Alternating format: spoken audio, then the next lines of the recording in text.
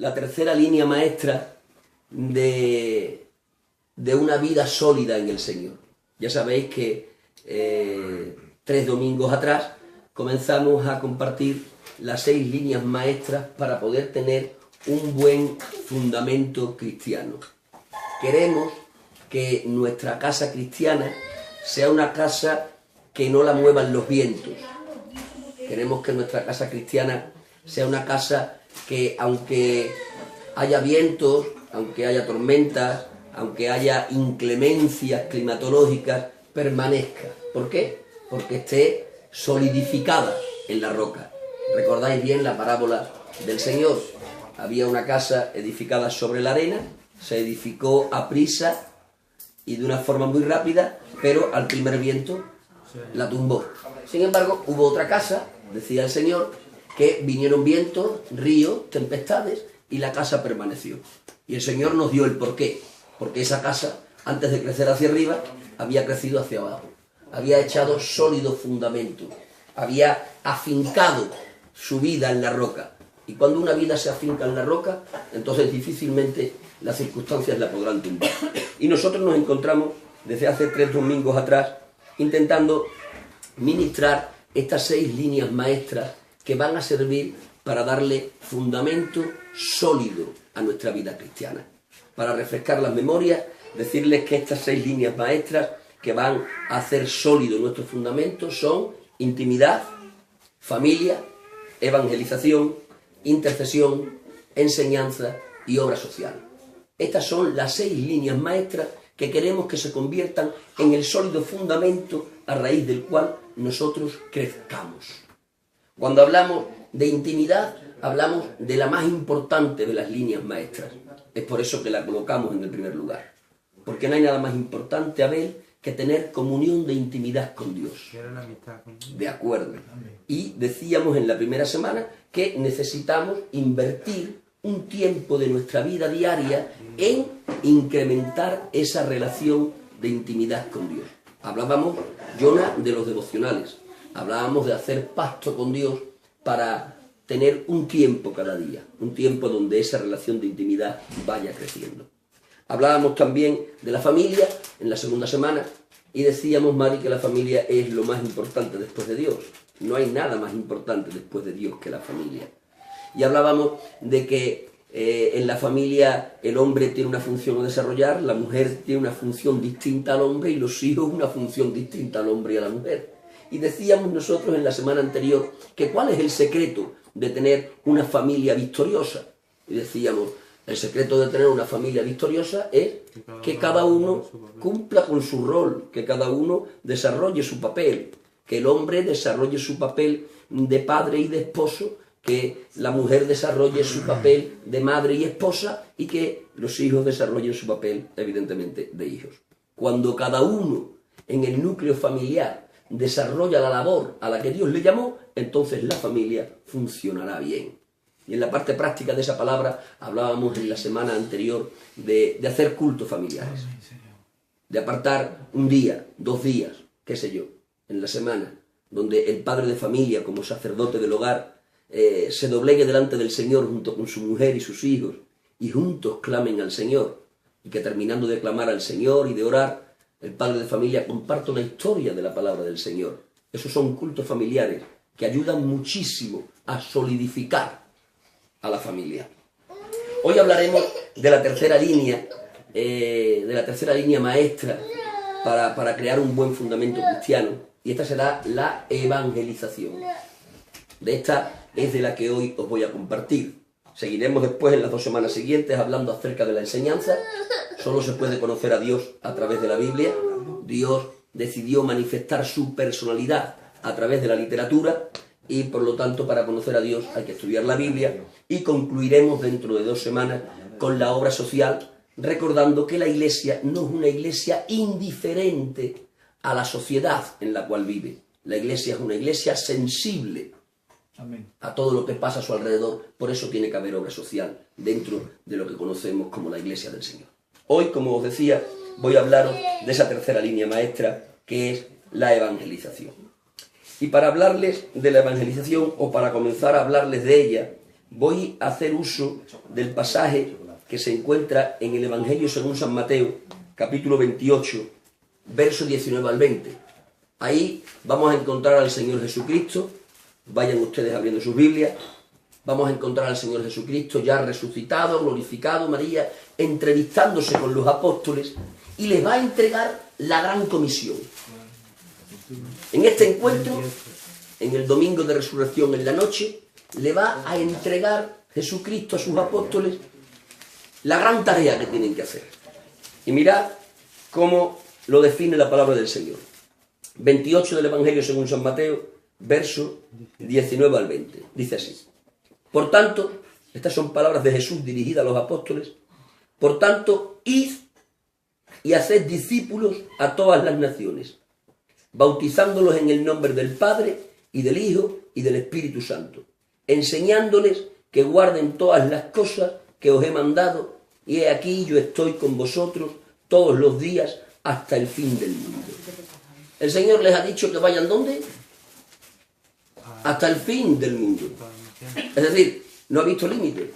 Ha dicho, vayan hasta donde la tierra exista. En otro lugar, el Señor Jesucristo les dice a los apóstoles, dentro del contexto de esta misma comisión, les dice, id y predicad el Evangelio. En Jerusalén, en Judea, en Samaria y hasta lo último de la tierra. Si nosotros uniésemos esos dos pasajes, llegaríamos a la conclusión que la gran tarea que Dios puso en los hombros de los apóstoles fue llevar el Evangelio a toda criatura. Esta es la gran comisión. Amén. La gran comisión que se le dio a los apóstoles y que por consecuencia también se nos ha dado a nosotros. Nosotros somos el producto de la predicación apostólica. Por lo tanto, la Iglesia también toma esa comisión. Esa comisión también fue dada para Roberto. Esa comisión también fue dada para Jonah. Esa comisión también fue dada para Adesi. Esa comisión también fue dada para José Antonio. Esa comisión también me ha sido dada a mí y a todos los que aquí estamos. Es una comisión que sigue perenne, sigue permaneciendo. La Iglesia tiene que compartir el Evangelio con aquellos que no tienen el Evangelio. Amén. De hecho, el evangelizar, el compartir el Evangelio, es la seña de identidad más característica de la Iglesia. Si hay una seña de identidad que debe de caracterizar a la Iglesia, es la evangelización. Mirad, si la Iglesia deja de evangelizar, la Iglesia se podrá convertir en un círculo social, se podrá convertir en un grupo de amigos, pero habrá perdido la naturaleza de lo que realmente debería de ser. La Iglesia no puede ser otra cosa sino que una agencia de salvación. Si no transmitimos el mensaje, nos podrán catalogar como un grupo de amigos, podrán hacerlo. Si no compartimos el mensaje de salvación con los que no lo tienen, podrán catalogarnos como un grupo social, podrán hacerlo. Pero nunca, si estamos exentos de compartir el Evangelio, nunca nos podrán señalar como la verdadera Iglesia. Porque lo que distingue a la verdadera Iglesia no es nada más ni nada menos que compartir el mensaje del Evangelio. Es por eso que esta tercera línea es sumamente importante. Esta tercera línea nos dará no solo solidez, sino que nos dará la característica fundamental de la familia. ¿Habéis visto cualquier familia? Todas las familias se caracterizan por una señal que es muy distintiva, ¿no? Los parejos, ¿por qué vos caracterizáis, no? Por los bigotes, porque lleváis el pelo todos peinados para atrás, ¿es verdad? Yo he visto a tu padre, he visto a tu tío, es como una señal característica de vosotros, ¿no? Podría hablar de la señal característica de mi familia. La señal característica de mi familia, aparte de su profesión, que le dio el apodo, aparte de la profesión que tenían los antiguos, que nos dio el apodo, además de eso, pues, lo que nos caracteriza es que somos personas muy perseverantes, ¿no? En un lenguaje más vulgar sería muy brutitos, ¿no? Esa sería la característica. Y así podría estar mencionando la característica o la señal de cada una de las familias. Pues bien, la señal que caracteriza a la familia llamada Iglesia, Roberto, es la evangelización. Amén. Si no evangelizamos, perdemos la señal. Por lo tanto, esta tercera línea que va a conformar nuestro fundamento cristiano es sumamente importante. Señores, tenemos que evangelizar. Ahora bien, ante esto, la primera pregunta que nos tenemos que hacer es ¿qué es evangelizar? Y haciendo una definición escueta y sencilla, tengo que decirles que evangelizar no es otra cosa que compartir el mensaje de Dios con aquellos que no lo tienen. Compartir el mensaje de Dios con aquellos que no lo tienen. Esto es evangelizar. No lleven sus mentes a un gran estadio, no lleven sus mentes a multitudes. No tenemos por qué ser evangelistas en ese concepto. No tenemos por qué ser un Billy Graham. No tenemos por qué estar en un estadio con 2000 personas. Ni tan siquiera tenemos que pensar en estar en una plaza con un micro. No. Evangelizar es compartir el mensaje con aquellos que no lo tienen. Segunda de Corintios, capítulo 5, verso 20. Mirad lo que nos dice aquí el apóstol San Pablo en cuanto a la obligación, entre comillas, de evangelizar. Segunda de Corintios, capítulo 5, verso 20. Abrid vuestras Biblias y leeréis conmigo que dice así. Esto dice San Pablo acerca de nosotros. Así que somos embajadores en nombre de Cristo, como si Dios rogase por medio de nosotros, os rogamos en nombre de Cristo, reconciliaos con Dios. Esto es extraordinario. ¿Qué dice San Pablo que somos? San Pablo dice que somos embajadores. ¿En nombre de quién? De Cristo. Un embajador es uno que representa a otro. Eso somos. Somos embajadores en nombre de Cristo, representantes de Él. ¿Y qué tenemos que hacer nosotros los representantes de Él? El propio texto lo dice. Tenemos que rogar en nombre de Cristo. ¿A quién rogamos? A los que no tienen al Señor. ¿Y qué les decimos en este ruego? Reconciliaos con Dios. Esto es lo que somos. Esto es lo que dice San Pablo. Esto es lo que dice el Espíritu de San Pablo, el Espíritu de Dios en la pluma de San Pablo. Esto somos. Somos embajadores en nombre de Cristo, como si Dios rogase por nosotros. Cuando Magdalena comparte el Evangelio con alguien que no lo tiene, es como si Dios, por medio de ti, estuviese rogando a ese, reconcíliate con Dios. Esto es extraordinario. Somos un canal por el que Dios habla. Embajadores de Cristo. ¿De acuerdo? Como si Dios rogase por medio de nosotros. Somos el medio por el que Dios ruega. Como si Dios rogase por medio de nosotros. Os rogamos, reconciliaos con Dios. Es Dios rogando por medio de nosotros. Dios de mi corazón. Somos canales por los que Dios habla cuando evangelizamos. Cuando evangelizamos a la de la tienda del pan, cuando evangelizamos al que le vendemos el coche, cuando evangelizamos al peluquero, cuando evangelizamos al taller que nos está arreglando una avería con el coche tenemos, cuando evangelizamos cuando estamos en el mercadillo vendiendo los trapos que después nos dan de comer. Ahí estamos siendo canales por los que Dios está rogando. Es como Dios por medio de mí diciendo al que no tiene al Señor, te ruego, reconcíliate con Dios. Eso es evangelizar. Ahora bien, díganme, ¿quién tiene que evangelizar dentro de la iglesia? No. La evangelización no es patrimonio del pastor. La evangelización no es patrimonio del copastor. La evangelización no es patrimonio del que hace la música. La evangelización nos es común a todos. ¿Quién tiene que evangelizar? Todos. Todos valemos para evangelizar. No hay uno que pertenezca a la iglesia que se pueda excluir de este privilegio y de esta responsabilidad. Porque evangelizar es privilegio, pero también responsabilidad. Este privilegio envuelto en responsabilidad es un privilegio de responsabilidad que nos compete a todos. Todo el mundo vale para evangelizar. Habrá alguno entre vosotros que cuando yo digo eso esté pensando, si tú me conocieses, yo tengo demasiados errores, dirán algunos, no merezco compartir la palabra. Otros dirán, yo soy demasiado nuevo, llevo demasiado poco tiempo, necesitaré algún tiempo más para poderme especializar. Habrá otros que digan, yo no tengo un conocimiento demasiado profundo, por lo tanto tendré que esperar hasta poder tener algo más de conocimiento. Pues tengo que deciros que estáis equivocados. Está equivocado el que dice que lleva poco tiempo. Está equivocado el que dice que de vez en cuando falla. Está equivocado el que dice que no tiene un conocimiento profundo de la palabra del Señor. Cualquiera de esas excusas no son válidas, Mari. ¿Por qué? Porque la evangelización nos compete a todos. ¿Y sabéis una cosa? Dios se agrada de usar a lo que no vale para que valga. Dios no necesita a un teólogo para evangelizar. Dios no necesita a un hombre que lleve 25 años en el Evangelio para evangelizar. Dios no necesita a un hombre que sea la perfección personificada para evangelizar. Dios utiliza al que falla. Dios utiliza al que está recién convertido. Dios utiliza a aquel que tiene un conocimiento muy superficial de las Escrituras. Mirad, en cuanto a lo primero, en cuanto a lo último que les he hablado, hay algunos que dicen, es que hace falta tener muchísimo conocimiento para predicar al Señor. Y como yo no tengo ese conocimiento, voy a esperar a hacerme teólogo, voy a ir a un seminario 5 años y después de los 5 años voy a testificarle a alguien. No. El Señor Jesucristo en cierta ocasión le predicó a un hombre que se encontraba poseído de demonios. ¿De acuerdo?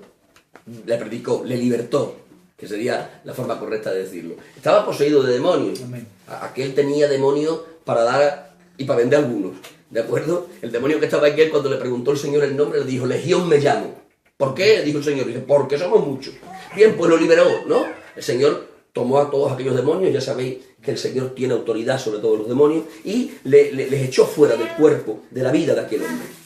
Y cuando aquel hombre quedó libertado, dice la palabra que el Señor se marchaba de aquella región, y aquel hombre le dijo, oye, déjame que me vaya contigo. Y el Señor le dijo, no, conmigo no te vienes. Más bien ve y cuéntale a los tuyos cuán grandes cosas he hecho yo contigo. El Señor le está mandando a evangelizar. Tiene 2 minutos de convertido. 2 minutos de convertido. Está recién nacido en el Señor. Y lo primero que el Señor le dice, ve y cuenta cuán grandes cosas he hecho yo contigo. Roberto le está diciendo, ve a evangelizar. ¿Dónde? A tu familia, a tus hijos, a tu mujer, a tus primos, a tus amigos, a tus conciudadanos. Ve a evangelizar. Ve y cuenta lo que yo he hecho contigo. No le dijo, vete a un seminario, prepárate durante 5 años, ten un conocimiento profundo. No. Le dijo, ahora, ve y cuenta. Posiblemente no tengamos un conocimiento profundo de la palabra, pues es verdad. Pero tenemos algo que contar que el Señor haya hecho con nosotros. Amén. Pues ya estamos válidos para poder evangelizar. Porque lo que el Señor le dijo a aquel fue, ve y cuenta lo que yo he hecho contigo. Si Dios ha hecho algo contigo, ya eres válido para evangelizar. Ve y cuenta lo que el Señor ha hecho contigo. Por lo tanto, la primera excusa es que no tengo un conocimiento profundo, queda anulada. ¿Por qué? Por el propio testimonio de la palabra. ¿Qué diríamos de la segunda excusa? De la excusa que dice, es que yo tengo demasiados defectos y cuando voy a compartir la palabra con otro, mis defectos es como que hay alguien que me recuerda los defectos que tengo y me dice, ¿dónde vas, hombre? ¿Dónde vas? ¿Dónde vas con los defectos que tienes? Mirad, el Señor es un especialista en hacer de asesinos apóstoles. ¿No era un asesino San Pablo? Oye, antes de ser el apóstol, era el perseguidor de la iglesia. Saulo, que así es como le llamaban, era un perseguidor de la iglesia, era un asesino. De acuerdo, tenía defectos aquel. ¿Qué se piensa? Que San Pablo, cuando en el camino a Damasco se encontró con el Señor, al minuto siguiente, Jonah, ¿te crees que ya tenía un grado de santidad de carácter alto? No. Dios te salva en 1 minuto, pero crecer te cuesta toda una vida. Él quedó salvo en el camino de Damasco. Pero cuando él se levantó en el camino de Damasco ciego, él no tenía una santidad de carácter profunda, Roberto. Él estaba bajo mínimos todavía. Sin embargo, a pesar de eso, inmediatamente comenzó a predicar.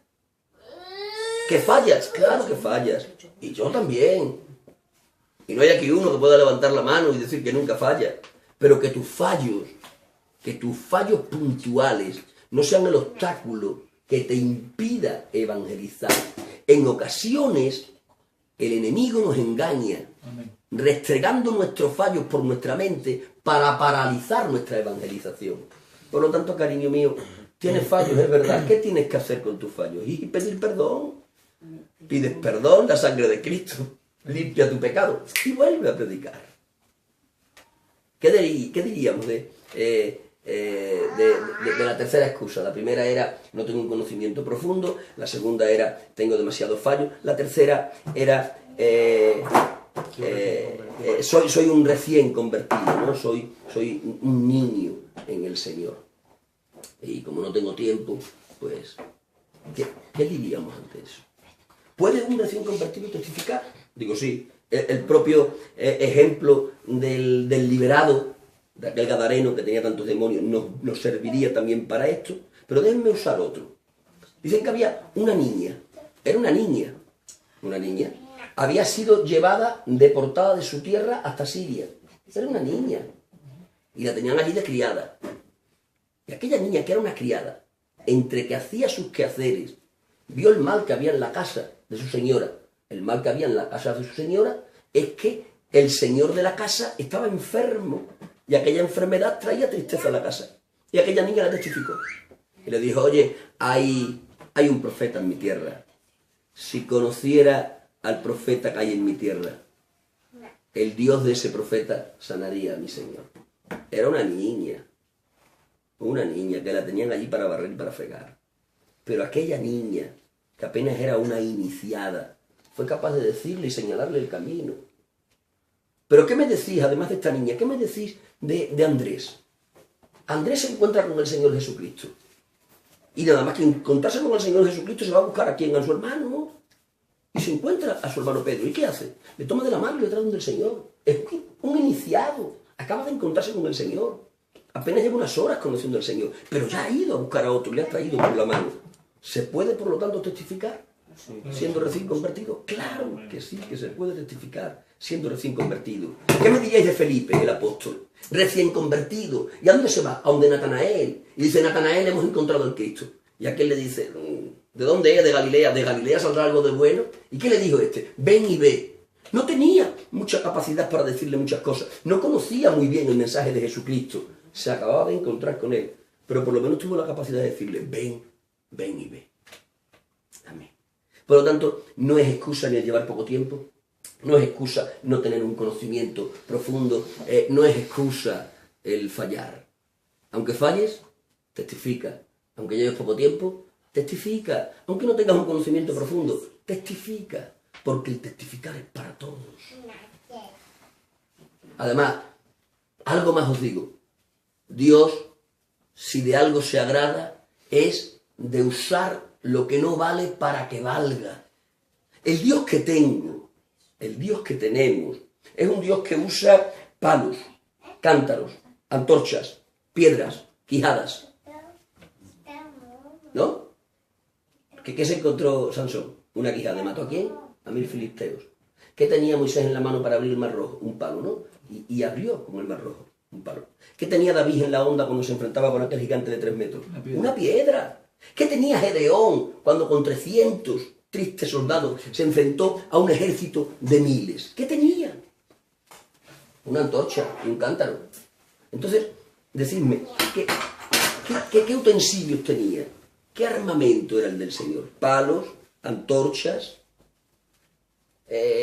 quijadas, piedras.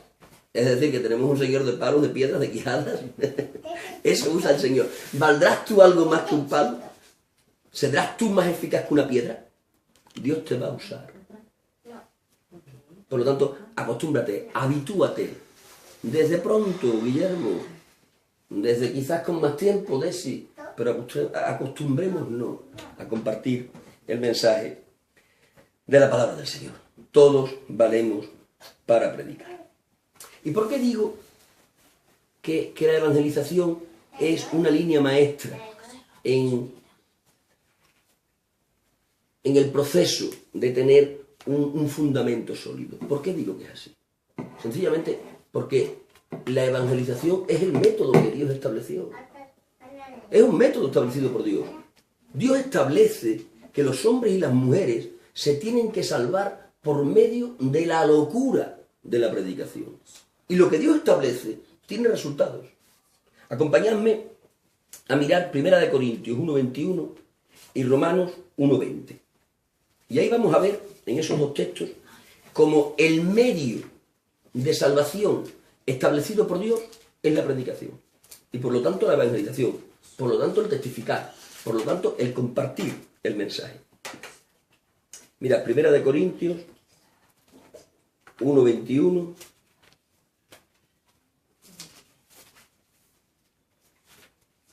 Y después vamos a estar leyendo en Romanos 1:20. Dice así: agradó a Dios salvar a los creyentes por la locura de la predicación. Mirad ahora lo que dice en sintonía a este texto, Romanos 1:20. Romanos 1:20 dice así: porque las cosas invisibles de Él, su eterno poder y deidad, se hacen claramente visibles desde la creación del mundo, siendo entendidas por medio de las cosas hechas, de modo que no tienen excusa. Voy a intentar desgranar esos dos textos. En el conjunto de esos dos textos, el Señor nos enseña que hubiera sido mucho más fácil para la humanidad creer a Dios por medio de las cosas hechas que de ninguna otra manera. ¿Por qué? Porque la perfección del universo habla de un creador detrás de esa perfección. No puede haber perfección si no hay una mente inteligente detrás. El hombre podía haber mirado la perfección del universo y haber dicho, indudablemente, esto me está diciendo que hay un creador detrás. Dios se manifiesta por medio de su creación, como el pintor se manifiesta por medio de su cuadro, como el relojero se manifiesta por medio del reloj. Vemos el reloj y decimos, hay un relojero. ¿Hemos visto al relojero? Posiblemente no, pero sabemos que lo hay. ¿Por qué? Porque su obra da testimonio de él. Hemos visto el cuadro y decimos, detrás de ahí hay un pintor. ¿Conocemos al pintor? Posiblemente no, pero su obra da testimonio de su existencia. Así también la perfección del universo, aunque no nos permite ver con los ojos humanos a Dios, esa perfección, esa creación, da testimonio de que hay un creador. Pero a la humanidad no le plació conocer a Dios por medio de las cosas hechas. La humanidad no le plació reconocer al Creador en la perfección de la creación. Y dicen estos textos leídos, por lo tanto a Dios le plació salvar al hombre por medio de la locura de la predicación. Porque es mucho más cuerdo conocer a Dios por la perfección de la creación que conocer a Dios por una locura que es transmitir un mensaje. Por eso Dios cataloga como locura salvar a los hombres por medio de compartir un mensaje de la palabra del Señor. Amén. Pero es el medio establecido por Dios. Y lo que Dios establece da resultados. Si Dios ha dicho que Él salva a hombres por medio de compartir el Evangelio, ¿qué tenemos que hacer? Compartir el Evangelio. Amén. Compartamos el Evangelio una y otra vez, sin cansarnos, en cada oportunidad que tengamos. No dejes que se te vaya una oportunidad, Roberto. En cada oportunidad que tengas en tu trabajo, comparte la palabra del Señor. No te dejes pasar una oportunidad, Guillermo. Comparte lo que Dios está haciendo contigo. No te dejes pasar una oportunidad, Abel. Comparte lo que Dios está haciendo contigo. Compártelo mientras que vives. Amén. Tú podrás decir, pero ¿cómo Dios por medio de mí? Sí, no es por ti, es por Dios. No es por ti, es por Dios. No es por lo que tú hagas, es porque Dios ha dicho, este es el medio, sencillamente. Mira, no evangelizar implica indiferencia. ¿De acuerdo? Si no evangelizamos, estamos siendo indiferentes al mandamiento del Señor. Pero si queremos ir más allá del mandamiento, y a veces queremos nosotros poner demasiado en el mensaje para salvar a la gente, quizás sea vanidad, quizás es creernos que puede ser por nuestra propia capacidad. ¿De acuerdo? O sea, no le tienes que poner de más, pero tampoco tienes que hacer menos. Haz lo que Dios te diga. ¿Qué eres? Un sembrador. ¿Y un sembrador qué tiene que hacer? Tirar la semilla.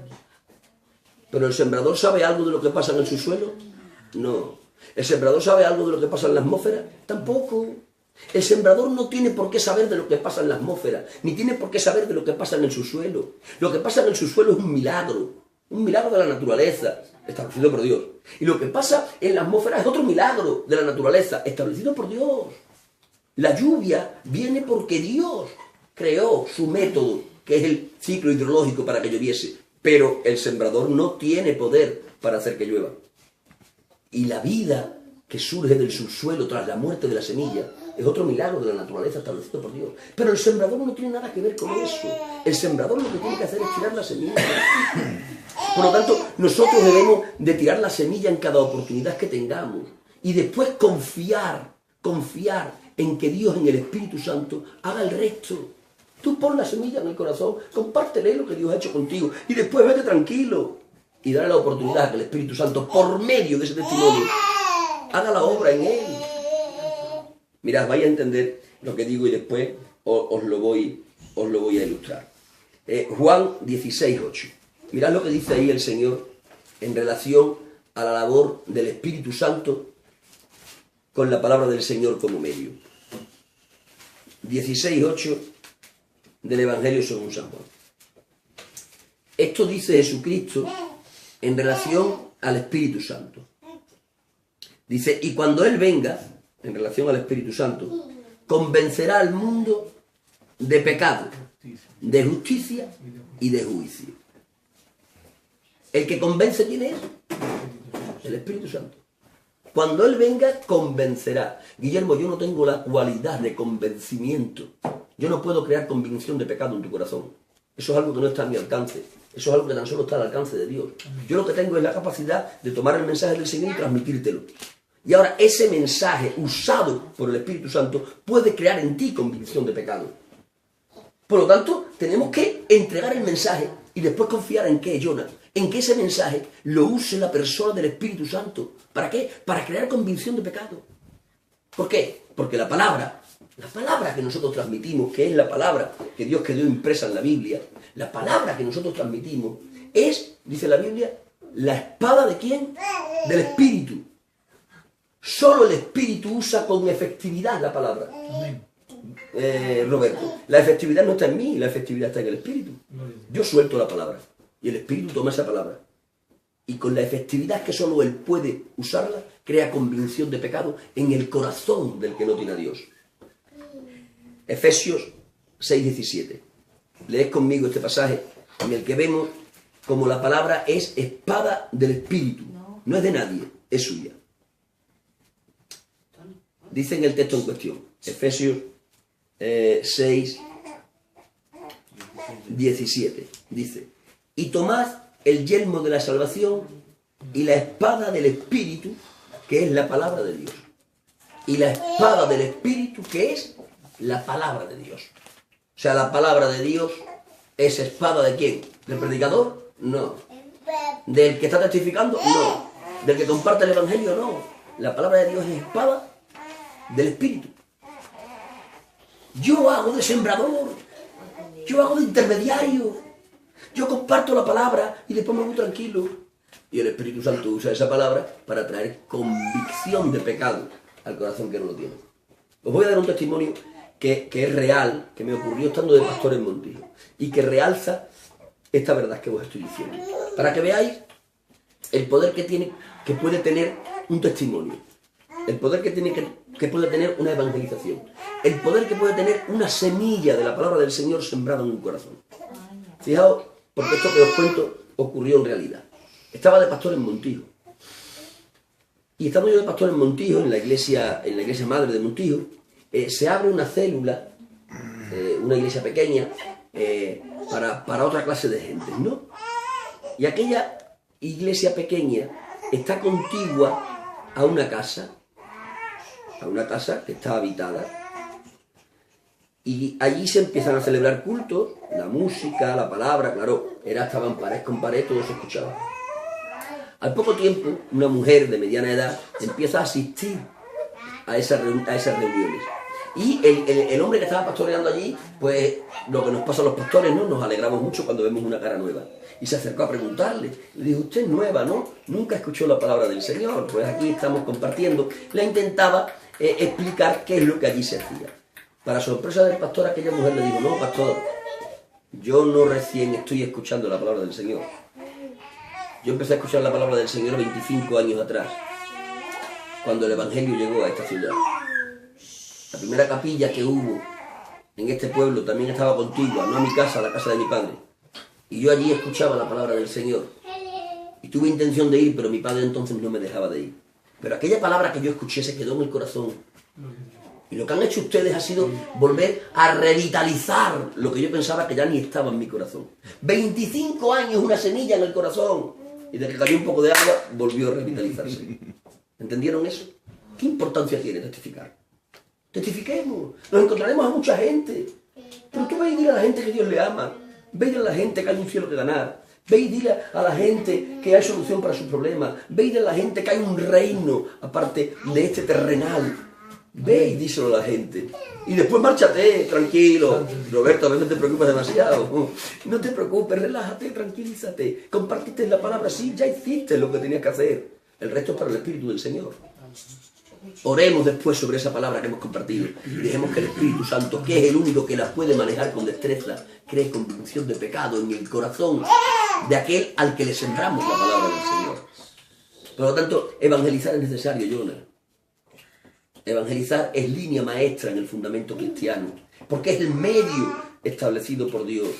Queremos realmente ir sumando gente para que vengan al conocimiento de la palabra del Señor, tendremos que estar evangelizando. Evangelizando mientras que vivimos. Evangelizando mientras que estamos andando.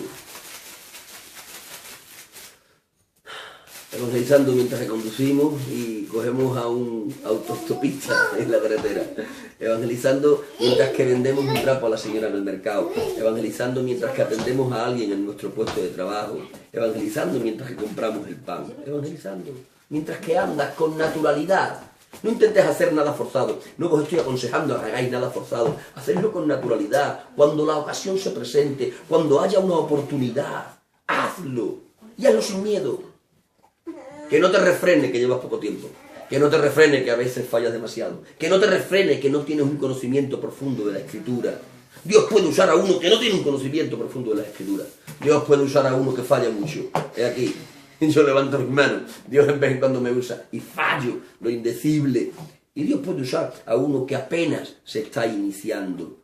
Que el poco tiempo no sea un obstáculo, que la falta de conocimiento no sea un obstáculo, que nuestros defectos no sean un obstáculo. Prediquemos, compartamos la palabra del Señor. ¿Por qué? Porque ese es el medio establecido por Dios. No hay otro medio. La gente no se salva porque vea la perfección del universo. No se salvan por eso. Ni tan siquiera por un milagro se salva la gente. El milagro no es un medio establecido de salvación. El milagro acompaña a la palabra de salvación, pero no es el medio de salvación. El medio de salvación es la palabra. Este es el medio establecido. No hay otro. Es una locura. Es verdad, es una locura. Pero es la locura que Dios estableció. Por lo tanto, acostúmbrense, prediquen la palabra del Señor. Y para terminar ya y no cansarles, nosotros en esta aventura que estamos emprendiendo, vamos a estar evangelizando prioritariamente de 3 formas, ¿de acuerdo? Vamos a estar evangelizando mientras vivimos, que para mí esa es la forma más efectiva de evangelizar mientras vivimos. Vamos a estar evangelizando en reuniones especiales que haremos precisamente para eso, para evangelizar, y vamos a estar evangelizando como hemos hecho este verano atrás. Vamos a estar evangelizando porque saldremos a la calle a predicar y saldremos también a repartir tratados y a bufonear. Serán las 3 formas, mientras que vivimos, en reuniones especiales dedicadas a ello y saliendo a la calle para compartir el mensaje y también repartiendo tratados y buzoneando. Déjenme hablarles brevemente de cada una de ellas. Principalmente de la primera, que para mí es la más efectiva. Evangelizar mientras que vivimos. Para evangelizar mientras que vivimos necesitaremos 2 cosas. La primera, relacionarnos. Y la segunda, tener testimonio en el círculo en el que nos relacionamos. Voy a hablarles de una y de la otra. Miren, es más fácil evangelizar por relación que por cercanía. Es más fácil evangelizar por relación que por cercanía.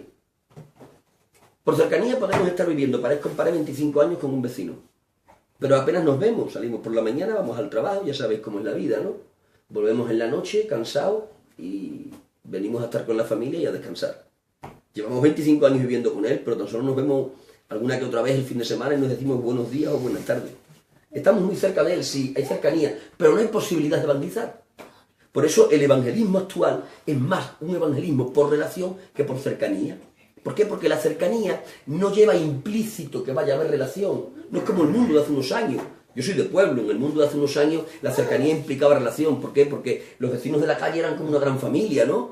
Aquella venía a pedir la sal, esta iba a pedir el aceite, aquella iba a pedir el poder ver la tele juntos. Yo soy de esa generación, que no había teles en todas las casas y nos íbamos a ver la televisión a donde una vecina que la tenía. Pero eso hoy día no existe en nuestra sociedad. Hoy día somos mucho más independientes, ¿no? Por lo tanto, la cercanía no implica la posibilidad de evangelizar. ¿De acuerdo? Por lo tanto, la evangelización tiene que venir por la relación. ¿Y dónde obtenemos relación? En los puestos de trabajo. Los puestos de trabajo tienen que ser la plataforma desde la que prediquemos. Mi puesto de trabajo tiene que ser mi púlpito. ¿Por qué? Porque ahí sí que me relaciono. Me relaciono con el del taller, me relaciono con el compañero de trabajo, me relaciono con la clienta que viene a comprarme. Ahí sí hay relación. Se crea un vínculo de relación. Como el peluquero, ¿no? ¿Cuántas veces nos cortamos el pelo al cabo del mes? ¿2 veces? Bueno, pues con ese peluquero, que solemos ir siempre al mismo, tenemos la oportunidad 2 veces en el mes de relacionarnos con él. ¿Cuántas veces vamos al taller? 4 veces a cada 3 meses. Bien, pues 4 veces a cada 3 meses tenemos la oportunidad, porque vamos casi siempre al mismo taller. Esa clienta que suele venir, ¿no? Cada fin de semana, entablamos un vínculo de relación con ella. Estas son las oportunidades que hay que aprovechar. Mientras que vivimos con naturalidad, orando al Señor y diciendo, dame oportunidades de compartir tu mensaje con aquellos que no lo tienen. Y acostumbrémonos, hagamos un hábito de ir compartiéndole el mensaje mientras que nos vamos relacionando. ¿Entendieron eso? También compartiremos el mensaje por medio de reuniones especiales. De que tengamos el local, señalaremos en el calendario cultos, reuniones especiales de evangelización, donde cada uno tendrá la responsabilidad unida al privilegio de poder traer a alguien que no tenga al Señor, porque ese día prepararemos una reunión específica para llevarle el mensaje a aquellos que no la tienen, y por supuesto, de que vuelva el buen tiempo, volveremos a estar en la plaza y volveremos a estar predicando en la calle. Además de lo cual, mientras que el buen tiempo viene, seguiremos estando en la calle, pero en esta ocasión repartiendo literatura y buzoneando. Por lo tanto, la tercera línea maestra es evangelizar. ¿De acuerdo? Completamos la primera, intimidad, aparte de un tiempo para estar con el Señor diariamente. Compartimos la segunda, familia. Fomenten cultos familiares en su casa. Hemos compartido la tercera, evangelizar. Evangelicen mientras vivan y aprovechen cada una de las oportunidades que Dios les brinde, porque la evangelización es el medio establecido por Dios para la salvación de aquellos que no tienen al Señor. ¿Amén? Amén. Bien, pues hasta aquí. Que el Señor les bendiga.